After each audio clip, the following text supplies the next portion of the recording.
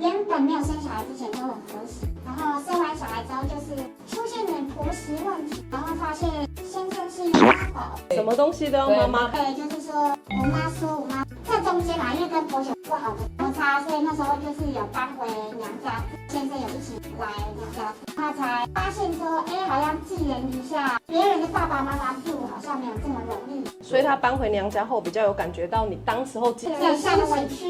那时候感情有修复回来吗？也没有到修复回来，就有好一点点这样，对，可是也没有到修复回来。然后就是主要是因为我们新方次数可能太少2年不止新房5次，就2年1年还2年，忘记很久。所以我觉得他先生比较可怜。然后你被他说，然后就是因为都没有新房嘛，然后又感情不是很好，就被我发现去嫖妓这样。哦，他嫖妓是刚好要嫖第2次的时候被我发现他要嫖第2次。哦，原来是这样。对，然后我就问他说，哎，那你之前嫖过妓吗？